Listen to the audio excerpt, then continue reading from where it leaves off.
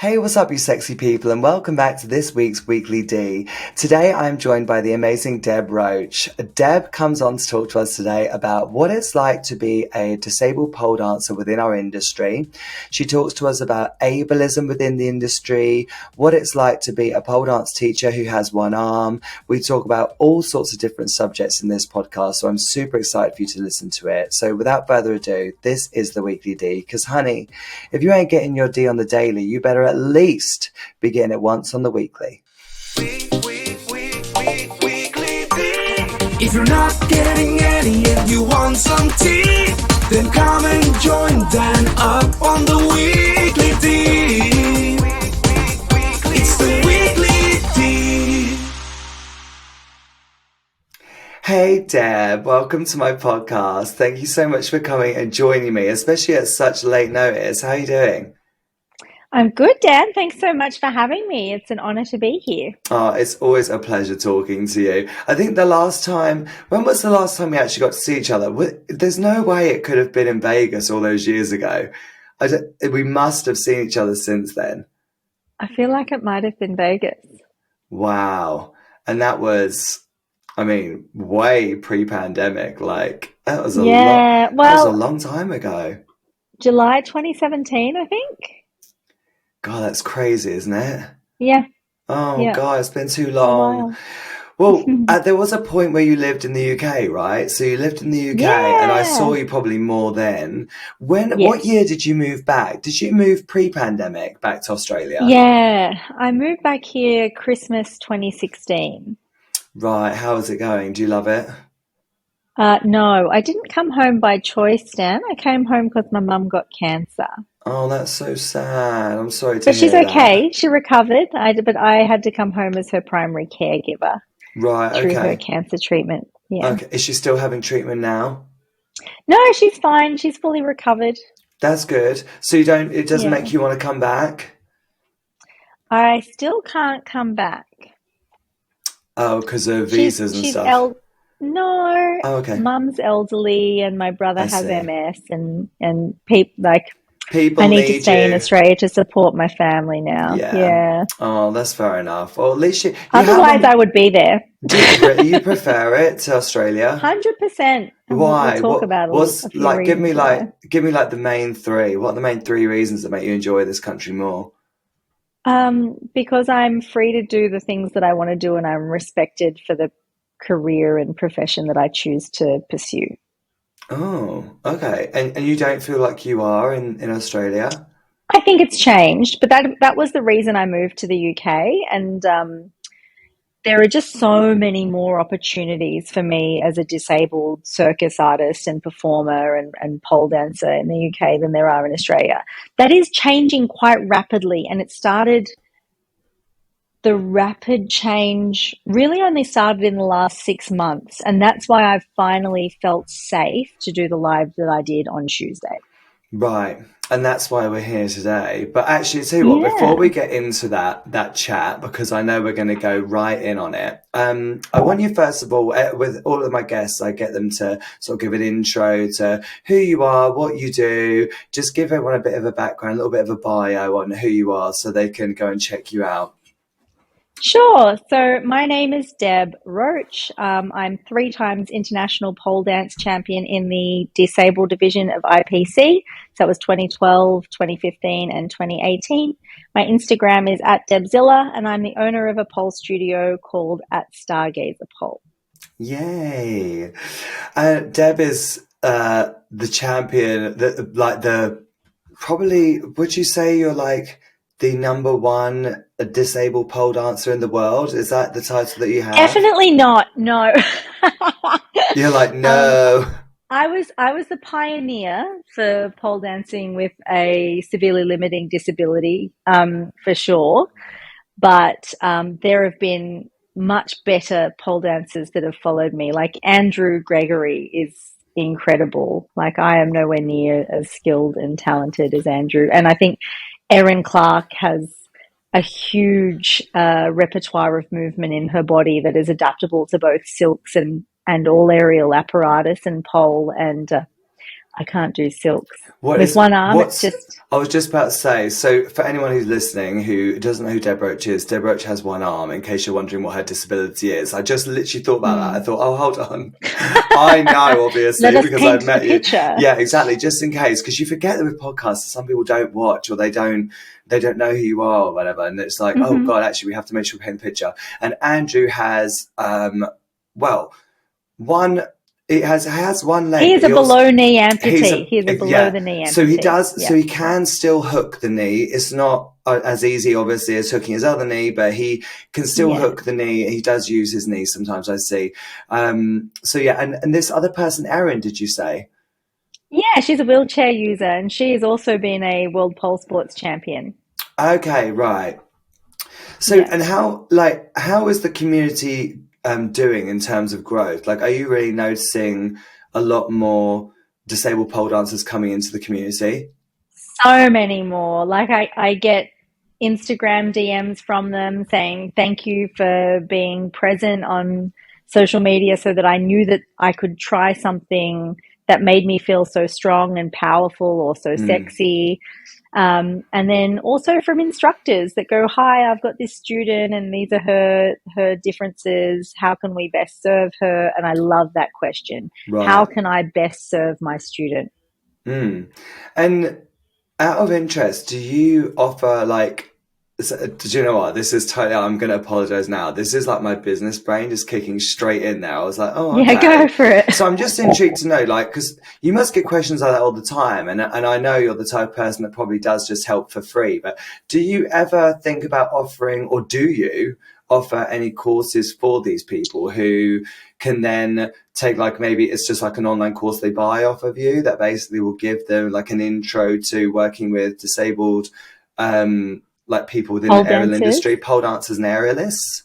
Yeah, so I wrote an ebook in 2014 called Pole Translation, and it talks about accessible language and thinking of pole as a movement form where actually the person with disability leads and the instructor and coach follows with a curiosity as to where the body can take them and where the Right. movement practice can take them. And I did deliver that course to the instructors of London Pole Dance Academy, and they're all certified in that, and I feel like they took it really well, but it is so niche. And also, it's quite now, I wrote it for a UK audience and I need to turn it into a course that is globally accepted. It's definitely on the cards, but if anyone wants to go and read pole translation and learn about accessible language and translating movement rather than adapting it, Mm. that book is out there. Yeah. So, well, everyone go and check out that book. And I definitely think you need to create like a, well, like Expert do. You know how like Expert have like a course where they can like kind of have that Yeah, interaction? I feel like people I'm learn better that studying at way. the moment, Dan, over Oh, here to you're do that. You busy. need your, yeah, no, I'm studying to do this. So I'm doing my certificate for in training and assessment so that I can actually write a graded course that's of benefit Ah. to the student, yeah, to the learner. Oh, I see what you mean. Sorry, I thought you meant like you were studying at university at the same time or something. I was like, oh, okay, you're too busy. Oh, cool. So it's in the pipe work. Yeah, it's legitimately in the pipeline. Nice. Oh, that's cool to hear. So, you made a post on your Instagram, which is kind of what prompted this conversation because I really enjoyed listening to your live. I didn't listen to it live, by the way. I actually listened to it on catch up. So No, when of I say course. live, Yeah. but yeah, I saw it on catch up and I saw it pop up and I was like, oh, what's this about? Um, well, you know me. I saw the title that you'd written. The first thing it said was like controversial. I was like, I like controversy. Let's You listen to sure this. do. And I was like, let's listen to see what Deb's got to say. And I agreed with all of it, to be honest. And I'm assuming that you say it's controversial because maybe there are people that don't agree with it. But can you give an overview, first of all, of the ableism live that you gave? If you can give people like kind of like an overall view of Yeah. what you were talking about so they can have some context here. Yes, yeah, of course. So, firstly, I just want to put it into context, and that's that International Day of People with Disability is coming up on December 3rd. And this year's theme revolves around finding better solutions to serve the disabled community alongside the able bodied community. And this week, a big step was made in the Australian news media where disabled people called out to the Australian people to stop talking about how much the NDIS, so that's our disability insurance scheme here, Right. costs. Because talking about how much it costs the taxpayer to give people with disability quality of life, also worth mentioning that in 2011, in a survey of 26 countries, Australia, the leading countries of the world economically, Australia ranked last for the quality of life for people with disabilities. It's another Ooh. reason that I really had to move, because it was resoundingly true. And in that, in trying to resolve that, the NDIS was born. But all the time, the news talks about the cost of the NDIS to the taxpayer, which portrays the people with disability of this country as burdensome. Right. And that's not fair. We don't deserve to be seen as burdensome. We deserve to be seen as people with different needs and access requirements that a country that we live in and were born in and are happy to serve and want to be part of that community should support us. Agreed. Yeah. Yeah. So that's the context of my talk.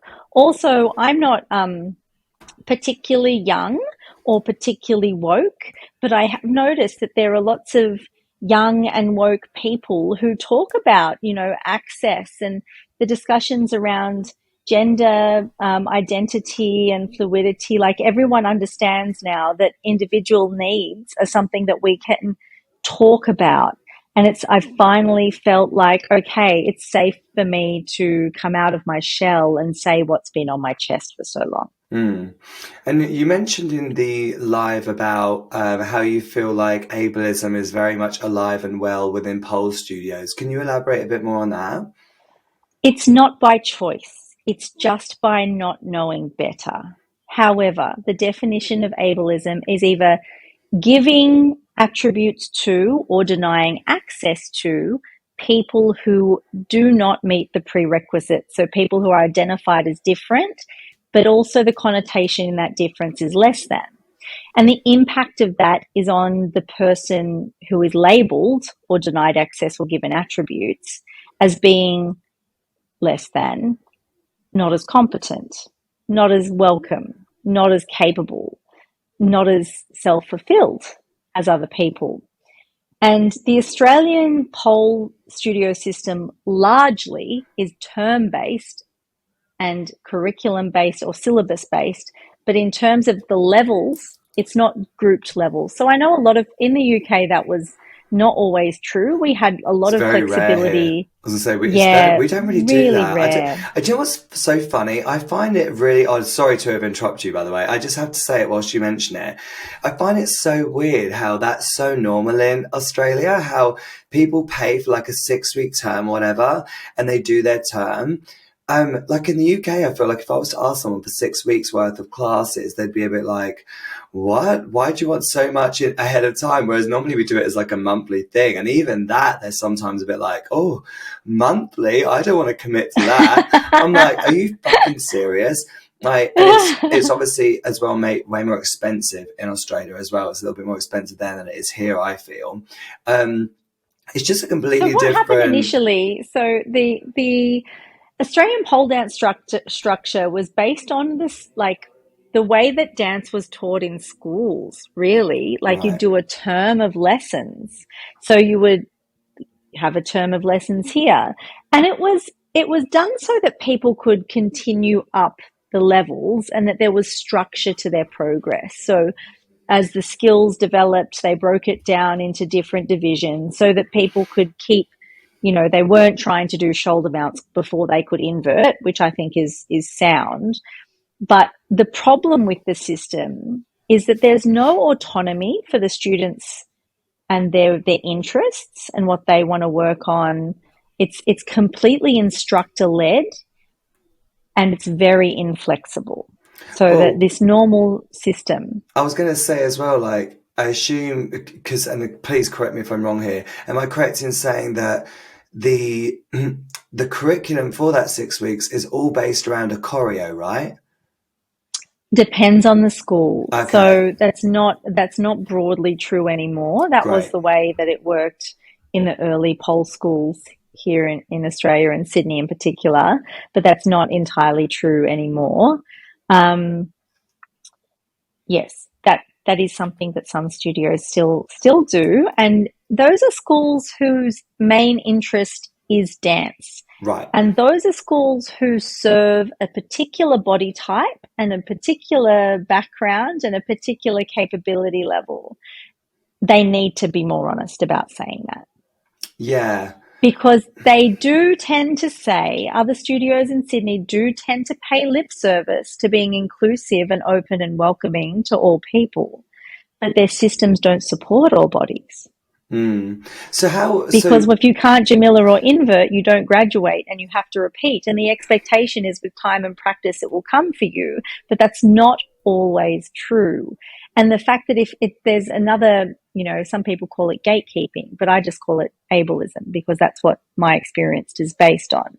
But if those things aren't accessible to me, then perhaps there are similar skills that I can still progress with rather than having to do the exact same moves of that exact same level over and over again, like I'm caught in motherfucking Groundhog Day. yeah. Deb, you talked earlier about like you're not crazy woke. Well, that I'm sure as hell I'm the farthest thing from woke ever. I'm so terrible. I'm still learning. So I'm going to ask you questions today, and if any of them offend you, I want you just to be completely honest. I just want to more just challenge and just try. I'm trying to get into the heads of the studio Yeah. owners and why they would do this. Do you think that? Firstly, Oh, go on. I can only play devil's advocate for what I understand to be the reason why that I am not an expert in the reason Yeah. why things are the way they are, but I've chosen to do it differently based on the business owners before me, having Hmm. chosen to be market disruptors and do things differently. And I love their decision and their choice and chose to take that on. Yeah. But I have analyzed what I see and I have my own personal opinions on why things are the way they are, but it's not necessarily true. It's not the full story. It's just my opinion. Yeah, and but this is the thing. I'm more just intrigued to know what your thoughts are. So I'm trying to imagine what the studio owners would say. So with all situations, my toxic trait is that I always like to see both sides. Someone could be like have said that they've suffered something really terrible, and I'll be like, I wonder what the other side is because I'm always intrigued to Yeah. know what the both sides are.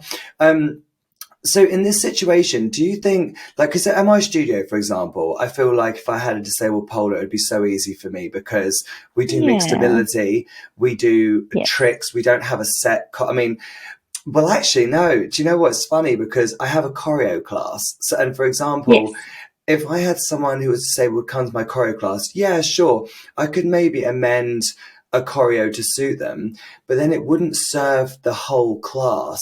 Do you know what I mean? So, and then when you consider that actually at the moment I don't have any disabled polars, none that I know, none with I don't know how you describe that, disabilities that would limit them physically, maybe, if that Yeah. makes So sense. visible disabilities, we'd Visible. say. We Perfect. class it as visible and invisible. So Yeah. yeah, none with like visible that I know of. But I kind of look at it, I think, yeah, I could probably do like if they messaged me and said, "Hey, listen, I've got one arm, I want to do a choreo with you," and I'd be like, "Okay, I could cater it, of course, for 1 week for someone with one arm. It probably wouldn't really, and everyone would probably really enjoy it. But if I catered a choreo to one person with one arm every week." I don't know that my other students would come back because they'd be like, Right. do you know what I mean? So what's And your you can talk to that because you can say, this is what's actually going on for me. I would love to teach you dance, perhaps private some more, until you are beyond the intermediate level where you're comfortable translating and adapting the movement as I prescribe it. Because really, your job as the choreographer and the artistic director, you're prescribing movement to the people in front of you. right? And then, like someone like me in your class, I would just change your shit to serve Right. me best, right? Yes, yes. But that's because I have the confidence, the experience to be able to do that. But for a beginner or even someone elementary, I don't know if you work. Australia doesn't really do elementary. You kind of go from beginner into intermediate. But my school we do elementary still. Okay. So we've got that and I know in the UK a lot of places do elementary. Yeah, I mean, Um, I don't really do it like that, but yeah, I know some places do, so I know what you mean by it. But yeah, yeah, so, but if they're not beyond that phase of, let's say that the upper level of where someone is confident to move around the pole, that they can straddle, invert, and leg hang, that you would say, until you can do these things normally, let's do this as a private lesson. yeah, and Or you that's could not consider, discriminatory. You don't no, think? it's Okay, not, because you could say, look, I am serving a high level polar that's been coming to my classes for a long time. Another thing you can try is say, let me ask some of my beginner levels if they would like a beginner choreo, because then I can serve you yeah, I by like making the something idea that's of more accessible. it being yeah. Because I've never. I guess actually there are, and actually I do this. Inadvertently, actually, you've made me realise that this is kind of something that I already do. So, for example, a student who came to choreo, she was pregnant, and when she got so big that she couldn't do some of the floor stuff, she as well would just change it. So she would do something Mm-hmm. else, but she would, like you said, she was at a level to be able to do that. It's funny you don't Yeah, even because think she'd been about. coming to the class for a long time and she was really comfortable in that environment and happy to change things because she wanted to be there. Do you think that, because I definitely feel like for me, this is what it is. I worry about offending people. So I worry about being like, you know, I don't know, like almost not knowing, no, not knowing what to do with them because you're like, I don't want to say, hey, you're not going to be able to do this because I feel like that could be really offensive. But I also don't want them to be stood in the corner, not able to do something because it might make them feel Yeah, bad. Like, do you find people suffer with that quite a lot? absolutely. And honestly, that is also ableism, sorry to say. But when someone comes to class because they want to learn something, the best approach is to say, let's see what we can do. Right. Just let's, like, I am going to try and keep you safe, but offer you movement that might be accessible to you. If it's not, don't worry, we'll chuck it out and we'll look for something else. Yeah, I mean, so it's funny because do you remember? I remember one of the last times that we jammed. Do you remember we were like, "Come on, Deb, let's find a way to get you into Gennaro. There must be a way And we we can," did it. and we did it. Um, Now, what are your views on? And because I know that there'll be people out there that are like, "Well, that's not very safe, just to sort of like play But around and I, hope for the best. Like, what if they really hurt but we themselves?" were jamming and we were exploring, and I was leading that by the curiosity and the interest of what I wanted to try and achieve in my body. Mm, And I was already at a level that I could contortion sculpt. yeah, Like, we knew I had a bendy back, we knew I could leg hang, we knew I knew my way around a pole. I wasn't a beginner. I yeah. had the training age for us to be able to jam and explore. hmm So I it's mean more for like if someone was like, say for example, they had someone who was disabled come to their class and they took that approach that you said, like, let's explore, let's see if we can find another way for you to be able to get into this movement. Yeah, I kind of wonder. It even makes me think like, I wonder how it would work with insurance, like let me if know they if at hurt any themselves. time the insurance is fine. Let me know if at any time you feel unsafe. Let me know if you ever Yeah, feel like heavy I am here to squatting, support. Yeah, yeah, at first, crash and mats. making it lighter and lighter. Yeah, it's one of those things. I think because we don't deal as instructors, I don't get these situations come up very often. I think it puts me in a panicked situation where I don't know what to do, and I feel like it's very case by case because I feel like with you, we had like three of us. I think were like trying to like see It how we was could get such you a into great Genera, and we jam. just had such a good Yeah, laugh. yeah. But then I also think like I wonder how someone else might have felt about us trying to experiment and see if we can get them into, would they have maybe have Oh, made them honestly, fuck him. Like, it's not. It's up to us because we're the people in the room, right? We're the ones whose right, opinions matter. And when it comes to also, there are so many barriers, so many boundaries, and so many hurdles between the disabled person and getting into the pole studio. Like, they have been so brave and right, so self-starting just to get to that point, mm-hmm, to be able to get into the room. They've come there for a good time and they've come there to learn, and they've overcome, like, usually some pretty incredible self-doubt to get there. Show them a good time. you know? So what's your suggestion for, because I would love to be able to get more people with disabilities into the studio, because again, I just love having a diverse group. I love having people from all walks of life, Great. and I'd love to be able to serve them. But it's in my head, I'm like, how am I going to advertise to them? Do you know what I mean? Like, is that how do we get to these communities? I had this same conversation actually about when we were having the Black Lives Matter talk, and I said I would love to get more people of color into my studio, but I'm in a very white area, and you know, I do have black students. I don't have lots, but I do, and I always try to include them in my advertising.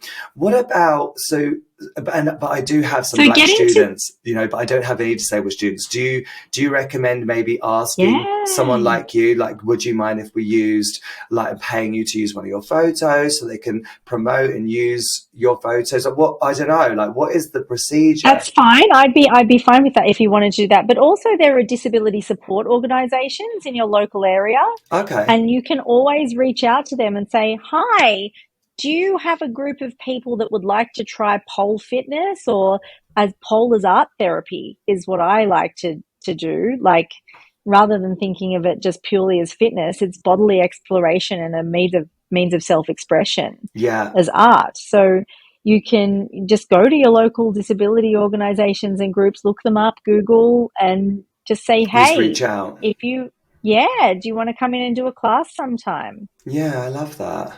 What do you think is like the main barriers to entry for the disabled community with pole? What Oh, would you say it's the there are so, community is the main barrier to entry? no, no, not at all. Okay.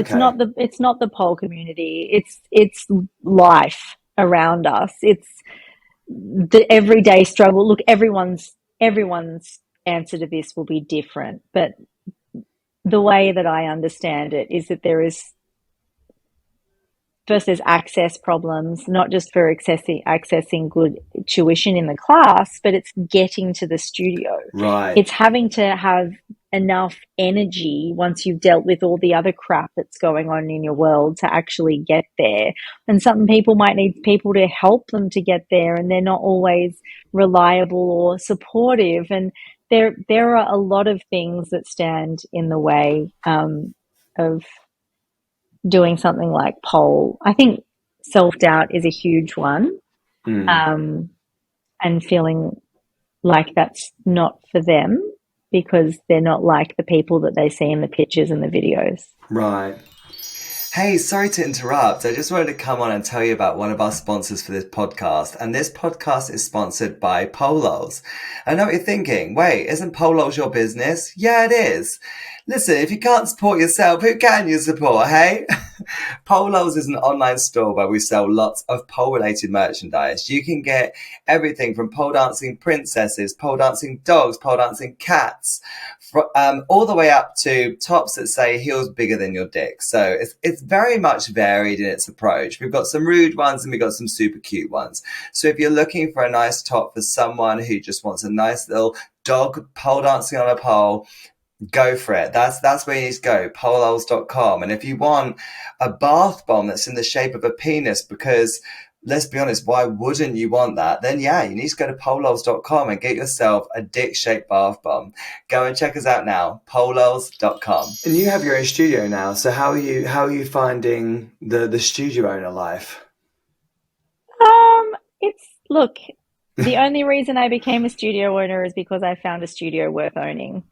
And I Oh, always the felt in studio already Australia, existed? yeah, yeah, Oh, yeah. okay. So you took over the Yeah, studio.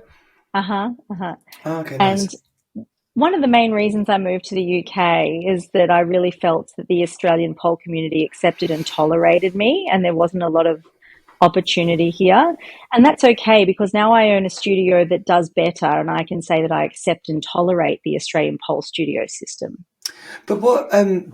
So, Deb, listen, just between us girlfriends, I can tell even just from the way you said that, there's obviously like there's some lost love there. What did something happen that made you feel like they were tolerating you?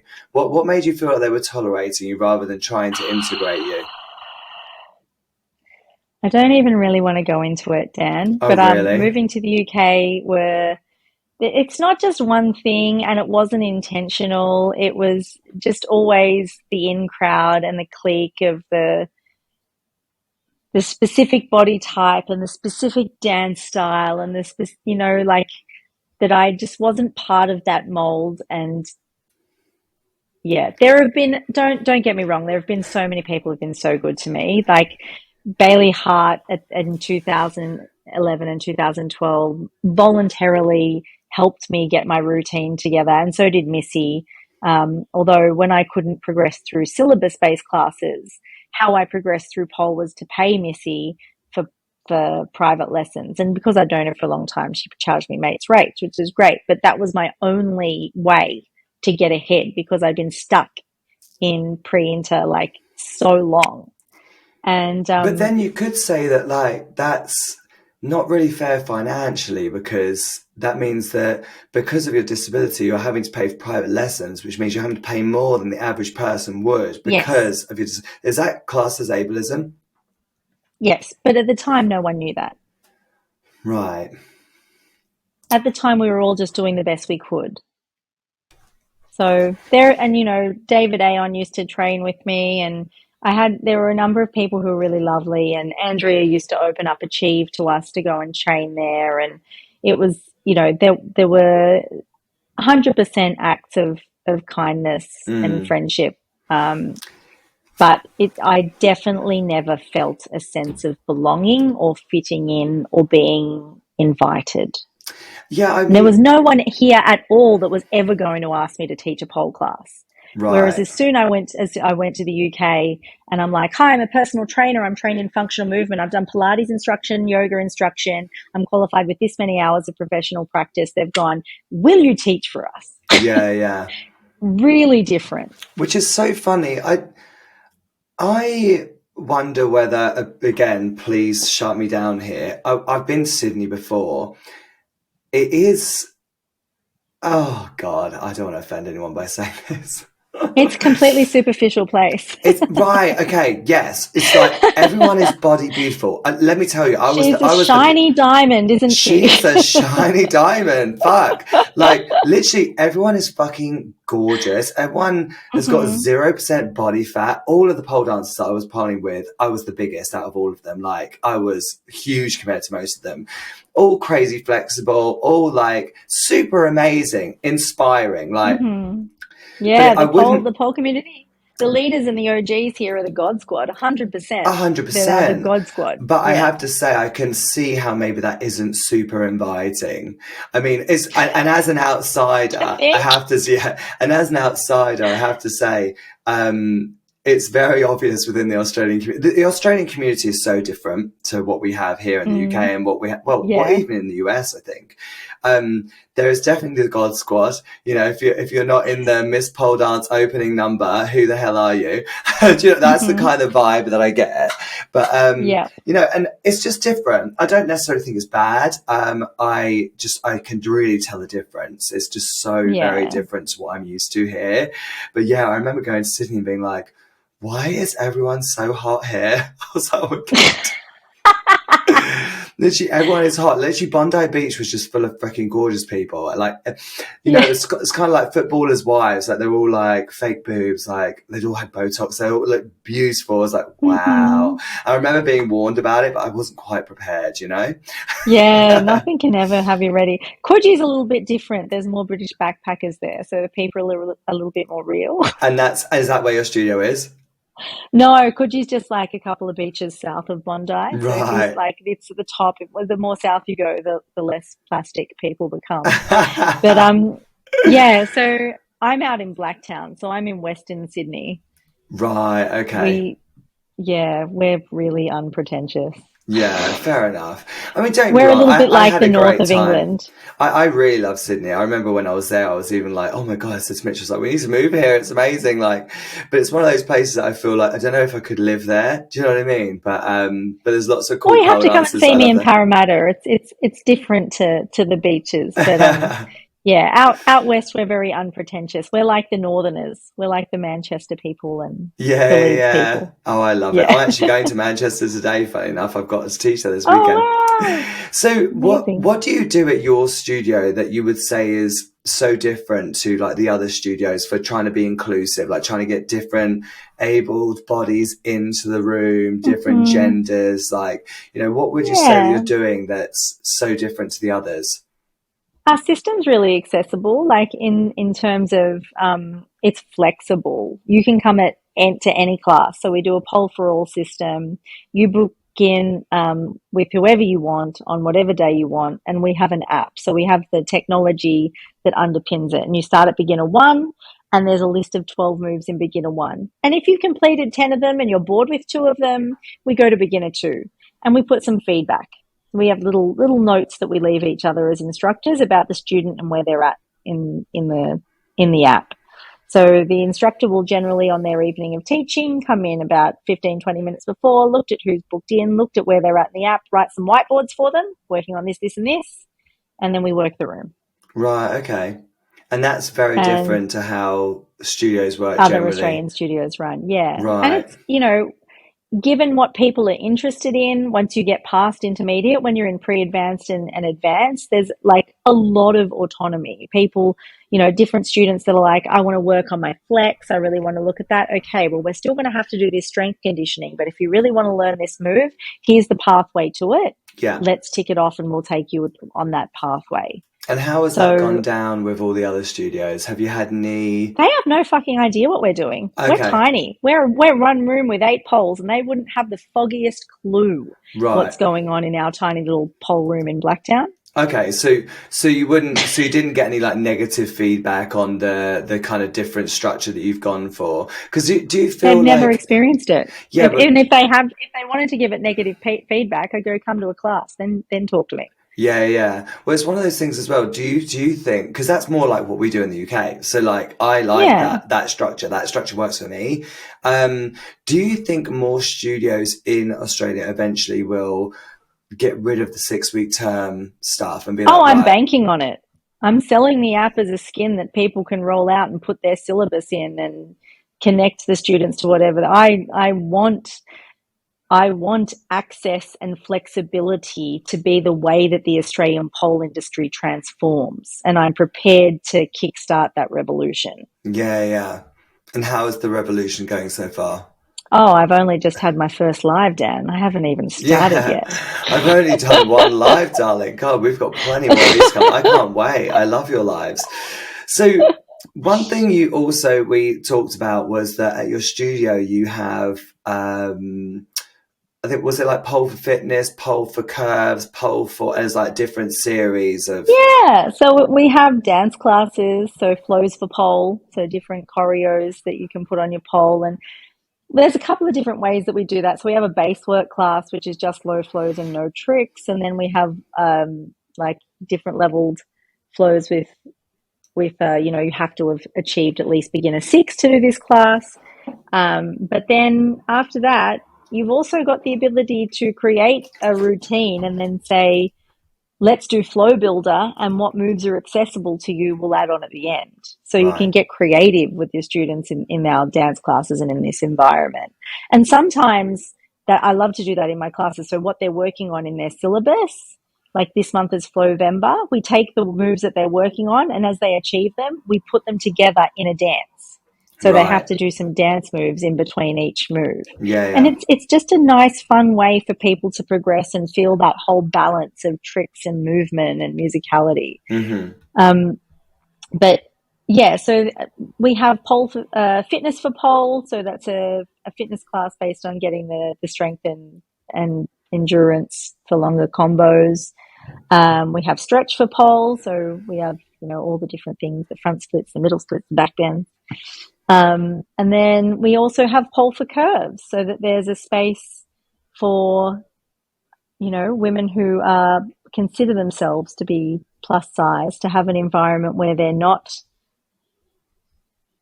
feeling like they are other or Yeah. less than, if that is something that they have battled with in order to get into the pole studio.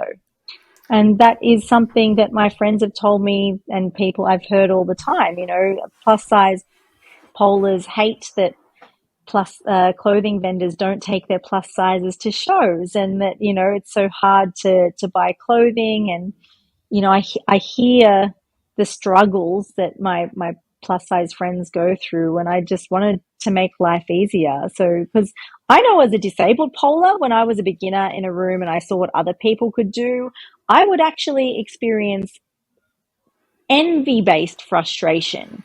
Look at that amazing trick that she can do with her two arms, you know, or look at that. You know, I imagine that my plus size friends as beginners who are struggling might feel something similar. Look at that, you know, little thing turn herself upside down and inside out. Yeah, yeah. And I think it's just nice to have a space where you can train and not worry about that shit. And just feel like everyone else in the room with you and have a good time exploring what your body can do without any of that external stress. So what is the, so, and I only ask this because obviously you were saying about trying to make the space inclusive and stuff. And I assume this is the feedback that maybe you got, but does making a pole for curves class then make it uninclusive because it's only catering to one type of, you know, would it not be better? I'm not saying this is my opinion. I assume this is what people are going to say and be like, well, if we're going to be inclusive, should we not be including people with curves in our normal, like, just day-to-day And they're more than classes? welcome. Our curves membership covers all the other classes. If they want to go into any of the other classes with Right. their pack, it's the same price, and their membership gives them access to everything. But what our market research shows us is that there is a huge barrier to entry into pole dancing for plus size women, because they feel like, again, the same as the disabled polar, those pictures, those videos, those people represented in that sport and that activity are not me. Right. Why would I believe that I was welcome there or that I could do those things? And you had, And we want to tell them that they can. yeah, I mean, we won't mention names, but you'd had, apparently there was some feedback from someone within the industry who wasn't really keen on this idea. What was it they weren't keen on? The otherism. It was the otherism of saying, you know, well, I find this really demeaning. If you'd ever been plus sized in your life, you'd know why this is demeaning. Look, actually, no, because if there was a class that was pole for different abilities, or pole for atypical types class available, I would be in that class. Yeah. I would go. It appeals to me. It appeals to our dozens of Pole for Curves members. Yeah. And so if people think it's a shit idea, whatever, fucking eat your opinion, because you haven't come to class and you don't know what we do. And then what qualifies as, like, how do we, yeah, because this is the funny thing. No, self-assessed. Right. Self-assessment. I was going to say, like, how is that assessed? Because it's one of those things, like, and I feel like, so I don't consider myself plus size. I don't really consider myself plus size at all, but I have actually by people been, like, I got a message a while back. I shouldn't laugh. I find it funny because I don't really consider myself plus size, but it kind of made me feel bigger than I am, because I was like, oh, okay. And they were like, oh, Dan, like, thank you so much for what you're doing.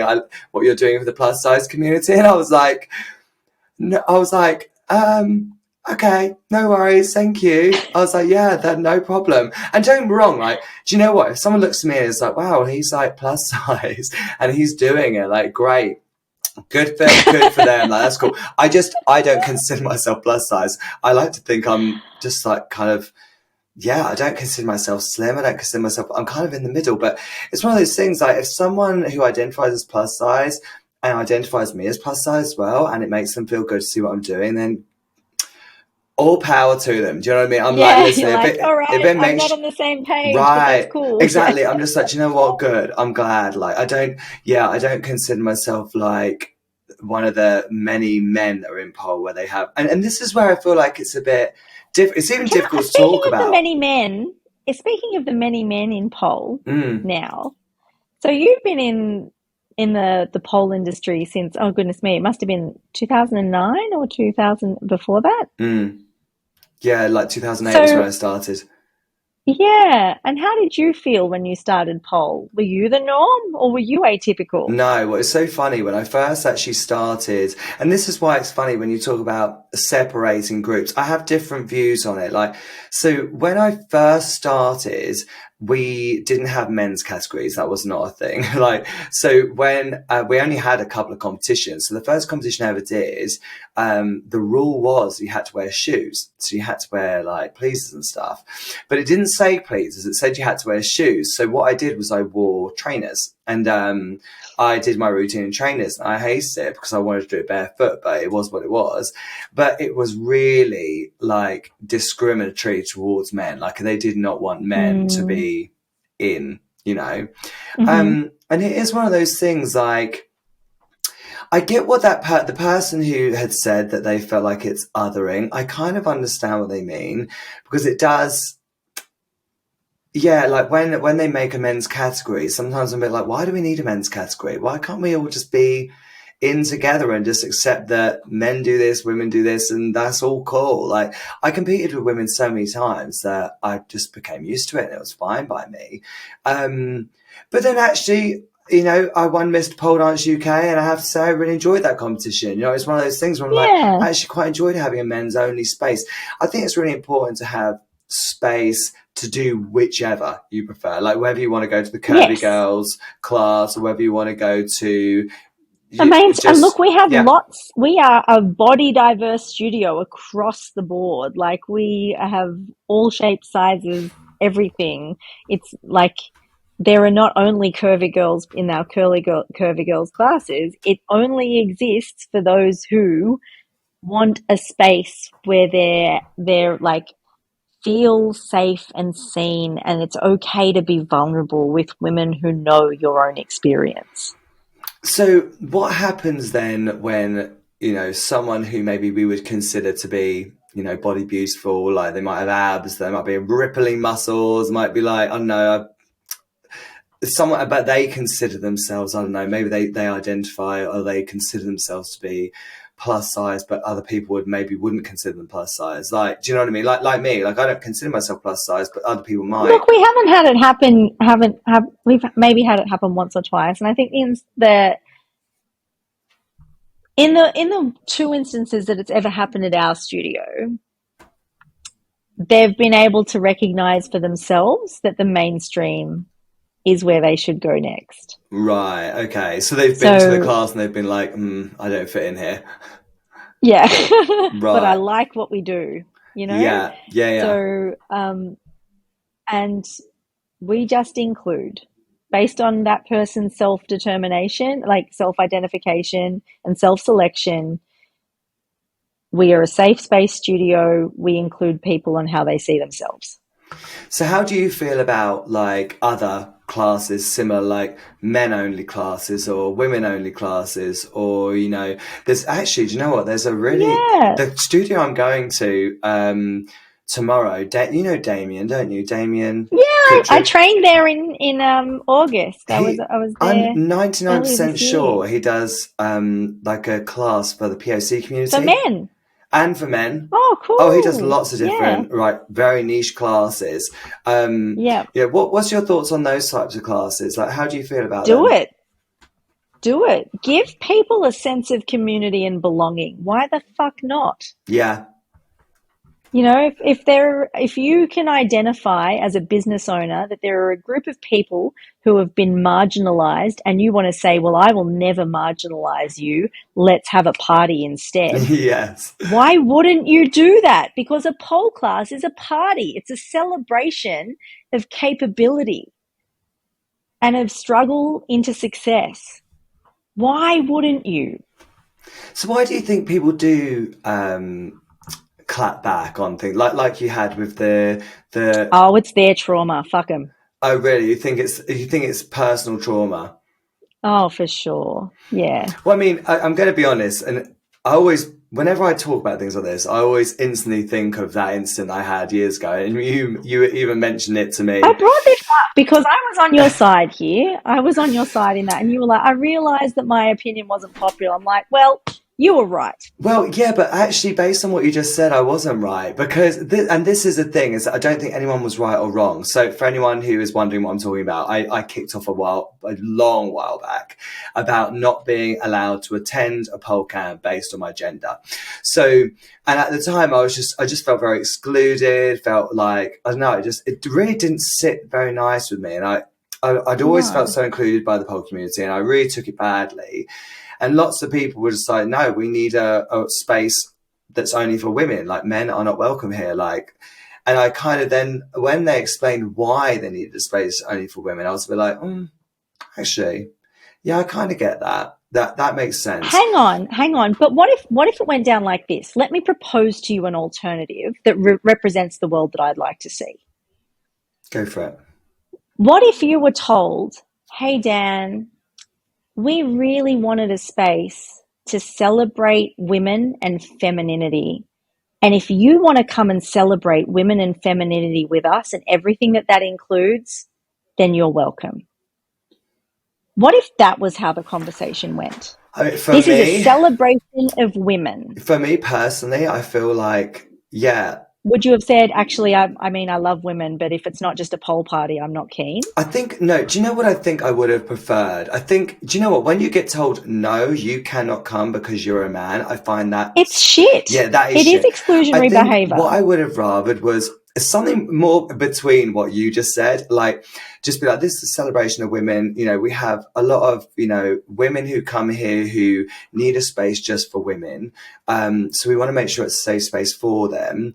We would love to include you. If they'd said that this is trauma-informed practice and that this is a safe space for women, and as much as we'd love you to come, we can't do that given the work that we want to do. Given the work that we want to do, we can't do that as much as we'd love to. How much different does that feel? Yeah, and that's the thing. It was just literally like, oh, I'm really sorry, Dan, but it's a women's only event. So it wasn't, you know, it was never advertised as like a trauma-based event for women who needed a safe space just for women. It wasn't, but, you know, and I agree that safe spaces for women are needed. I think safe spaces for men are needed too. I think all the communities have their own spaces that they 100%. Need. 100%. I think it was just, I mean, it was more the way it was dealt with. And, you know, and don't get me wrong, you know, lots of people disagreed with me and lots of people agreed with me. And it's just one of those things where at the time I should have just dropped it and just been like, do you know what, who fucking cares? No, but it wasn't kind. It wasn't handled kindly, and kindness is fucking free. What does it cost? Do you know what the worst part of it all, Deb, was that actually I hadn't realised, but I hadn't even looked at the prices at this point. Well, if I had... I wouldn't have even bothered having the conversation. Fuck my life. I've never known a camp so expensive. Whoa. But don't get me wrong, and I probably would have still considered it because they had a teacher there at the time that I really wanted to learn from. Absolutely. And I know it's a really well run event. I'm sure it's amazing. In a beautiful location. Yeah, it looks but I just awesome. think that was not kind. And I don't like when people are intentionally unkind. It's one of those things that it was what it was. Different opinions. I don't think anyone was right or wrong really, but I think more the way that I dealt with it, I really did kick off at the time.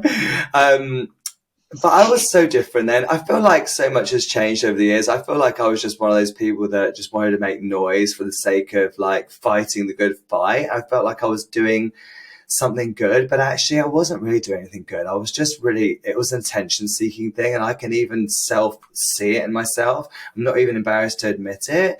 So do you know what I mean? I feel like I was just a different person back then. Whereas nowadays, I just care a lot less about shit like that. I'm just like, oh, yeah, same here. Thing. There's too much going on. I've got bigger shit to worry about. But right, you know, it's you know, like I said, International Day of People with Disabilities coming up, and the theme is really, really applicable to what I've experienced in the country and in the pole community. And I think it's time to finally talk about it. There is a studio here that, even though it does term-based and level-based classes, really considers access, and they're Sky Sirens in the city, and they make access and inclusion just part of their everyday work. And it's really magical to Sirens. See. Yeah, 100%. Big shout out. But what would you say to people, and I'm saying this actually for myself because I do find this is something not only that I suffer with the disabled community, I definitely struggle with it with the POC community as well, because the area that my studio is in is predominantly white. It's a very white area. You know, even men, I have 2 men now that come, and that's the most I've had in ages.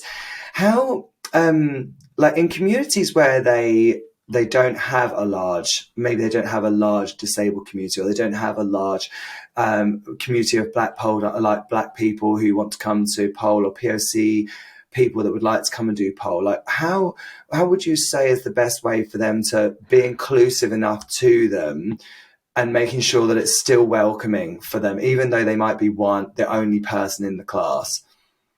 Just through the attitude, you know, and you know, those things are just luck, whether in what area you're in and what type of people are around and who's going to find you. But be humans. Yeah. That's all it really comes down to. You just be genuine, authentic people who want to firstly help each other, and secondly, find this joy in your body through the movement that we explore on the pole. That's what this boils down to. Right. It doesn't have to be more complicated than that. We're trying to move joyfully in an expression of who we are and relieve some stress and forget about the everyday. And that's not color or ability or gender dependent. Yeah. We're all people. Yeah. Just treat each other as people. Agreed. Yeah, I think that's a nice way to word it. So what's coming up for you? What's coming up for you? Got any big projects coming out that you're going to leak out to us and tell us about? Well, I'm currently the treasurer of the Australian Pole Sports Federation, which is lots of fun. So we're trying to secure funding for the Australian Pole Sports and Pole and Aerial, now it is, championships next year, and get that all set up. So that's a big project on the boil. Is that pole sports as in like the IPSF? IPSF, yeah. Katie Coates' one, yeah? Yeah. Mm-hmm. So I judged that here last year. And how is that going? Because that's not really a competition I follow. Like, how is IPSF going? Is it still doing well? Growing every year. It's doing really well. Like every year's a lesson, and it's all quite amusing. But the world changes, and I think it's really great to have a grassroots kind of avenue that's graded on a Olympic level judging and scoring system that's completely objective. Right. I think that it's really unique, and we've discussed this actually just recently on this podcast, different subjects completely, but actually we were talking about like how competitions nowadays, it's so the only competition that you can enter nowadays where you will be judged completely unbiased and based on if you do this you will get X points, and if you do this and it's held at IPSF. It's IPSF. Yeah. It's the only competition that can be judged in a non-biased way. But actually nowadays, and that's why I love it. I find that competitions, there's so many different influences, you know, people being judged by people they know or people that have trained them, you know, a lot as well, like. Or people who follow them on social media and watch their training journey. Yeah, this is the thing, like, and this is why I actually don't judge anymore, but like, I was watching people and I'd be like, I follow this person. And it's so hard to be like, people always say like, oh, with his Iron X better than hers, and right, and it's one of those things like people always say like, oh no, we're objective when we judge, but I'm a bit like, well, if you've got 2 people on stage and they do exactly the same routine, but you follow one of them or you really like their style or they're your friend, you're telling me that you're going to be objective between both of them? Of course you're not. You're going to have some form of internal bias, aren't you? What's your thoughts on stuff like that?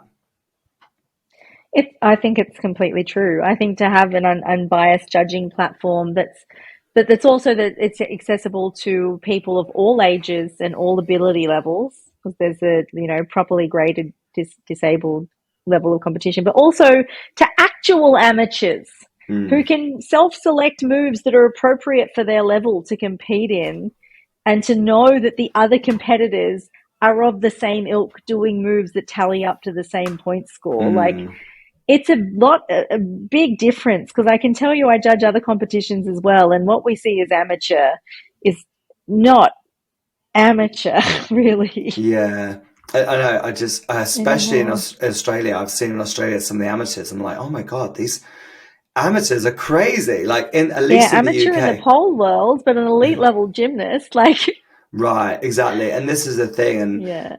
and I feel like that's always been an issue we've had. Like amateurs who used to be ex gymnasts doing freaking crazy like handstandy tricks and But it's stuff. great because they come into the sport and they love it. And if they wanted to go to IPSF level, they would probably be great to represent their country. Mm. But you know, they'd have to do amateur and then compete at pro and then compete in elite. And so within 3 years, they'd be in an appropriate